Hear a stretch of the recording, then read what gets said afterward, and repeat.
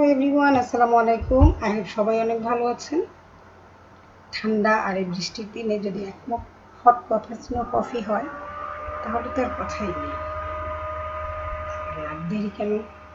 তো গাইজ, আজকে শেয়ার করব কিভাবে ক্যাফে স্টাইলে মাত্র 10 মিনিটে ঘরেই বানিয়ে ফেলতে পারি এই ক্যাপাচিনো কফি।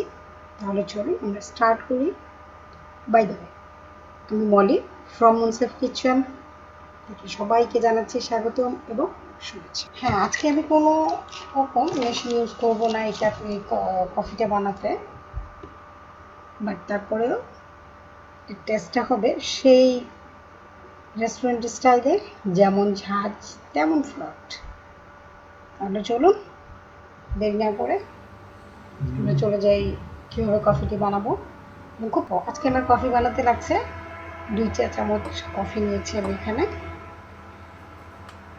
3 চা চামচ আমি এখানে চিনি ব্যবহার করব।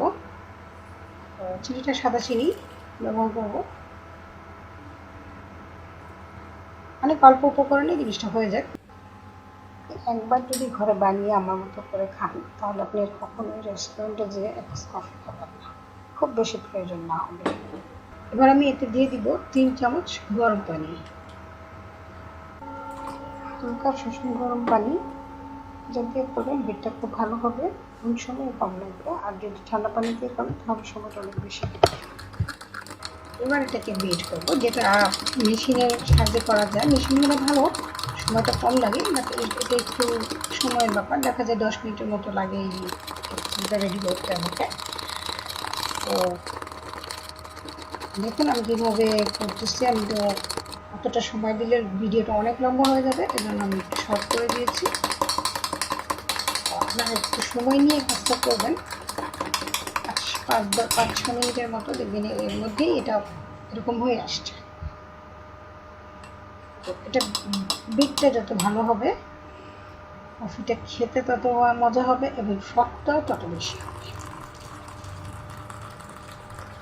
আমি ঢেলে দিচ্ছি দুধ। এখানে 1 মগ দুধ দিয়েছি, গরম দুধ। যত উপর থেকে ঢালবেন স্বাদটা তত বেশি ঘন হবে। দেখতেই পাচ্ছেন আমার কফিটা রেডি হয়ে গেল।